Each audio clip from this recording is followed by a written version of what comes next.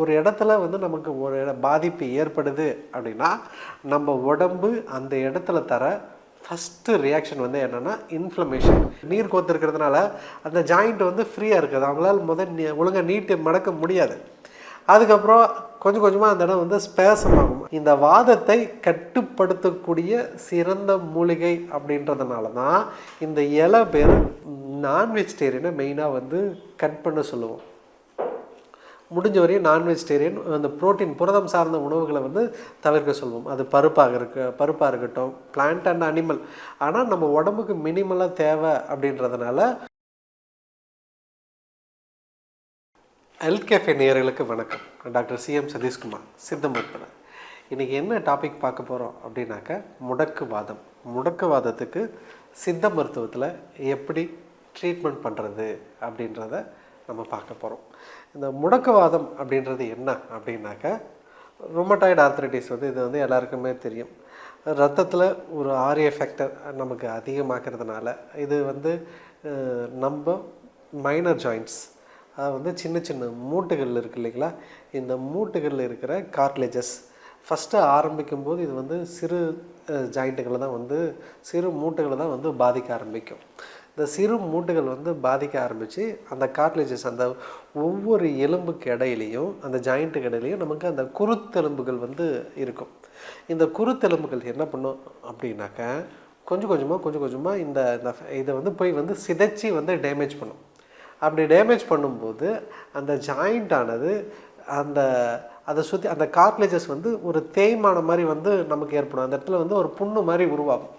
அப்படி புண்ணு மாதிரி உருவாகும்போது நமக்கு என்ன ஆகும் அப்படின்னாக்கா, ஒரு இடத்துல வந்து நமக்கு ஒரு பாதிப்பு ஏற்படுது அப்படின்னா நம்ம உடம்பு அந்த இடத்துல தர ஃபஸ்ட்டு ரியாக்ஷன் வந்து என்னென்னா இன்ஃப்ளமேஷன், வீக்கத்தை வந்து உண்டு பண்ணி அந்த இடத்த வந்து பாதுகாக்க பண்ணும்.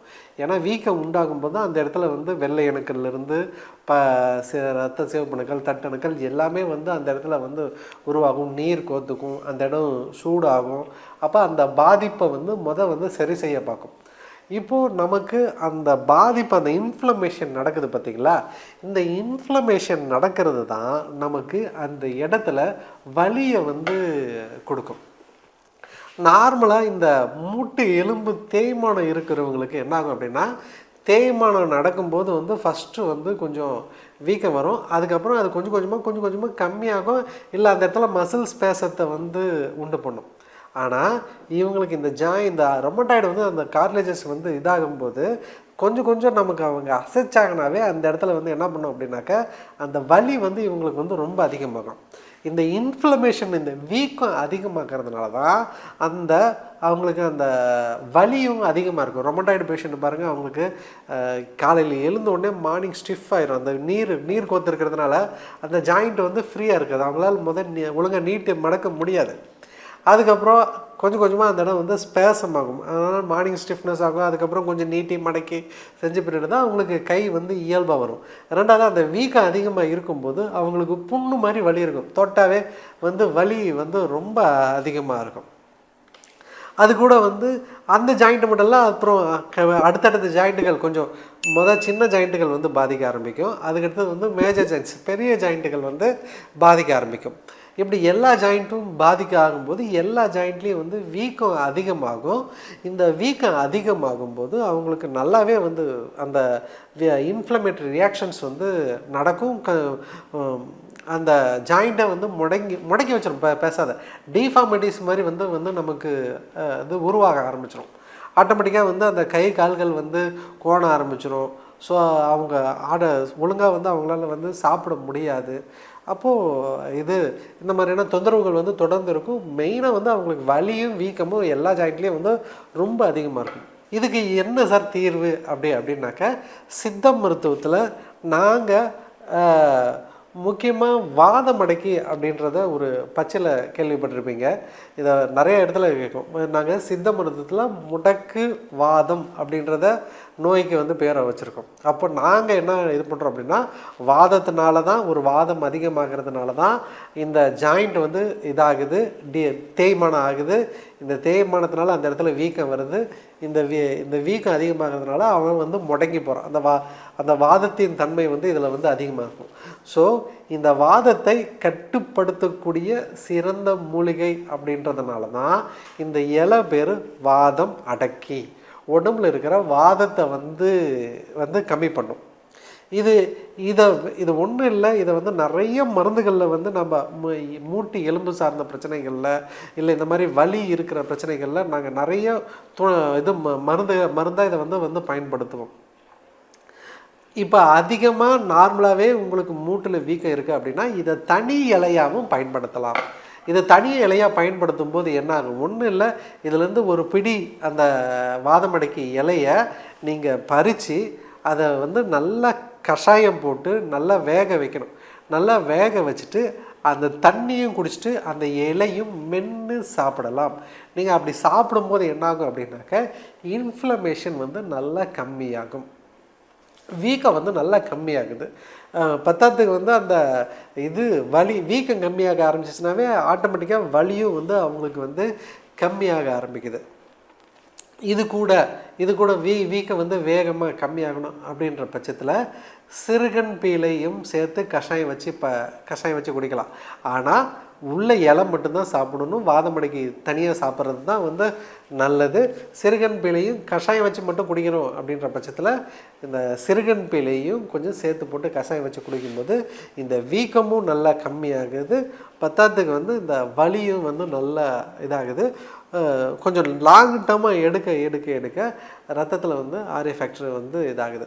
ரொமட்டாய்டு பேஷண்ட்டுக்கு என்ன மாதிரியான உணவு கொடுக்கலாம் அப்படின்னாக்க, பொதுவாக வந்து இந்த ரொமட்டாய்டு ஃபேக்டர் வந்து நம்ம உடம்பு செல்களே உருவாகிறது தான். அது வந்து நமக்கு வந்து ஒரு வகையான ப்ரோட்டீனால் வந்து இதாகுது. ஸோ முதல்ல நாங்கள் என்ன பண்ணுவோம் அப்படின்னா, இந்த ரொமட்டாய்டு ஆர்த்ரைட்டிஸ் பேஷண்ட் இருந்தாங்க அப்படின்னா அவங்களுக்கு ப்ரோட்டீன் இன்டேக்கை வந்து கம்மி பண்ணுவோம். மேனுவலாகவே வந்து டெஃபிஷியன்சி உடம்புல ஒரு பற்றாக்குறையை உருவாக்குறதுக்கு வந்து முயற்சி பண்ணுவோம். ஏன்னா அது எவ்வளோக்கு எவ்வளோ இந்த ஆர்ஏ ஃபேக்டர் வந்து இன்க்ரீஸ் ஆகிட்டே போதோ அப்படின்னாக்க அவங்களுக்கு வந்து அந்தளவு டேமேஜ் பாதிப்பு வந்து அதிகமாக இருக்கும், அந்தளவு வீக் அதிகமாக இருக்கும். அப்போ நான் வெஜிடேரியனை மெயினாக வந்து கட் பண்ண சொல்லுவோம். முடிஞ்ச வரையும் நான் வெஜிடேரியன் அந்த புரதம் சார்ந்த உணவுகளை வந்து தவிர்க்க சொல்லுவோம். அது பருப்பாக இருக்கட்டும், பிளான்ட் அண்ட் அனிமல். ஆனால் நம்ம உடம்புக்கு மினிமலாக தேவை அப்படின்றதுனால ஒரு நார்மலாக ஒரு கேஜிக்கு 0.8 கிராம் ப்ரோட்டீன் நம்ம உடம்புக்கு தேவை. ஸோ அதை நம்ம டோட்டலாக கட் பண்ணோன்னா நமக்கு மற்ற உறுப்புகளும் பாதிக்கப்படும், நமக்கு ரொம்ப இதாகும். அதனால் ஒரு குறிப்பிட்ட அளவு மட்டும் கொடுக்க சொல்லுவோம். ஃபுல்லாக சுத்தமாக கட் பண்ண இது பண்ணாமல் நான் வெஜிடேரியனை கட் பண்ண சொல்லிட்டு பிளான்ட் சார்ந்த ப்ரோட்டீன்ஸு, தாவரம் சார்ந்த புரதத்தை உணவாக எடுக்க சொல்லுவோம். என்னது சோயாபீன்ஸு, ரெண்டாவது வந்து ஸ்ப்ரவுட்ஸ், முளைக்கட்டின தானியங்கள் வந்து நிறையா கொடுக்க சொல்லுவோம். சில டைமில் வந்து பால் வந்து தவிர்க்க சொல்லுவோம். இந்த பன்னீர், சீஸு சில டைமில் 1-2 கொடுப்போம். தேவைப்பட்டால் டோட்டல் ப்ரோட்டீன் செக் பண்ணும்போது அவங்களுக்கு ப்ரோட்டீன் லெவல் ரொம்ப கம்மியாக இருந்தது அப்படின்னாக்க முட்டை வந்து கொடுக்க சொல்லுவோம். முடிஞ்ச வரையும் முட்டையோட வெள்ளைக்கரு மட்டும் கொடுக்க சொல்லுவோம், மஞ்சக்கரை வந்து தவிர்த்து சொல்லுவோம். அப்போது நம்ம ஒரு பற்றாக்குறையான அளவு வந்து ப்ரோட்டீன் வந்து கொஞ்சம் ரொம்ப கட்டுப்படுத்தப்பட்டு கொடுக்கும்போது அவங்களுக்கு என்ன ஆகும் அப்படின்னாக்கா அந்த ஆர்ஏ ஃபேக்டர் வந்து உருவாக்குறது வந்து கொஞ்சம் அதிகமாகிறது வந்து கம்மியாகுது. அதுக்கடுத்து வழக்கம் போல் எண்ணெயில் பொரிச்ச பொருட்களும் கிழங்கு ஐட்டமும் தவிர்க்க சொல்லுவோம். ஏன் அப்படின்னா இந்த கிழங்கு ஐட்டம்ஸை தவிர்க்கும் போது வீக்கமும் வலியும் வந்து அதிகமாகுது, வாதம் வந்து அதிகமாகுது. அதனால் வந்து அதை தவிர்க்க சொல்லுவோம். இந்த வீக்கத்தை வந்து நம்ம உடம்புலேருந்து வெளியேற்றணும் இல்லையா, அதுக்காக நீர் சார்ந்த காய்கறிகளை வந்து நம்ம நிறைய எடுக்க சொல்லுவோம். என்ன மாதிரியான காய்கறிகள்?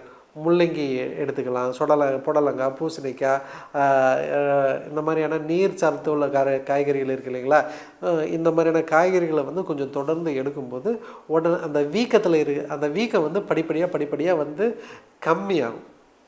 பத்தாவதுக்கு வந்து அந்த வலி கொஞ்சம் உடனே கம்மியாகணும்னா அந்த வீக்கத்தில் வந்து சுக்கு இருக்கு இல்லைங்களா, அந்த சுக்கு வந்து பிடிச்சி நல்லா பத்து மாதிரி பேஸ்ட் மாதிரி பண்ணிவிட்டு அந்த வீக்கத்தில் வந்து 10 போட சொல்லுவோம். அப்போ 10 போடும்போது அந்த உள்ளே இருக்கிற நீரும் கம்மியாகும். ஸோ ரொமட்டாய்டு பேஷண்ட் அப்படின்னாக்க அவங்க உணவும் கட்டுப்பாடு இருக்கணும், எக்ஸ்டர்னலாகவும் அது கொஞ்சம் லைட்டாக ட்ரீட்மெண்ட் கொடுக்கணும், உள்ள இன்டர்னலாகவும் மெடிசன் வந்து கொடுக்கணும். இதுக்கு வந்து உண்மையிலே அந்த வாதமடைக்கு இலை வந்து நல்லா கண்ட்ரோல் ஆகுது. உண்மையிலே ரொம்ப கொஞ்சம் பிரச்சனை அதிகமாக இருக்கிறவங்க ஒரு நல்ல சித்த மருத்துவரோட ஆலோசனையோடு எடுக்கிறது வந்து ரொம்ப ரொம்ப நல்லது. சரிங்களா? தேவைப்பட்டால் அவங்க உள் மருந்துகளும் வந்து கொடுப்பாங்க. அப்படி கொடுக்கும்போது ரொமட்டாய்டு ஒரு மாதத்துக்கு நானே நிறைய பேஷண்ட்ஸ் வந்து கொடுத்துருக்கேன். 150 இருந்தது, நான் ஒரு மாதத்தில் 70க்கு கொண்டு வந்திருக்கேன். இது என்னோடய பர்சனல் எக்ஸ்பீரியன்ஸ். ஆனால் அவங்க தொடர்ந்து ட்ரீட்மெண்ட்டில் இருந்திருக்காங்க. இந்த டயட்டு ஒரு 2 மாதம் இன்னும் ட்ரீட்மெண்ட்டில் தான் இருந்துகிட்ருக்காங்க. அப்படி கொடுக்கும்போது அவங்களுக்கு நல்ல முன்னேற்றம் இருக்குது. ரொமட்டாய்டு இந்த முடக்குவாதத்தை வந்து கட்டுப்படுத்தப்பட்டு வலி இல்லாமல் வைக்க முடியுமா அப்படின்னு கேட்டால், உணவும் கரெக்டான மருத்துவ முறையும் வாழ்க்கை நெறியும் கடைபிடித்தோம் அப்படின்னா முடக்குவாதத்துலேருந்து கண்டிப்பாக வந்து நம்ம வலி இல்லாமல் நம்ம இருக்கலாம். இதே மாதிரி நிறைய சித்த மருத்துவ குறிப்புகளோடு உங்களை தொடர்ந்து சந்திக்கிறேன். நன்றி, வணக்கம். இந்த வீடியோ உங்களுக்கு பிடிச்சிருந்தா லைக் பண்ணுங்க, ஷேர் பண்ணுங்க, கமெண்ட் பண்ணுங்க. மறக்காம ஹெல்த் கஃபே தமிழ் சேனலை சப்ஸ்கிரைப் பண்ணிட்டு பெல் பட்டனை கிளிக் பண்ணிடுங்க.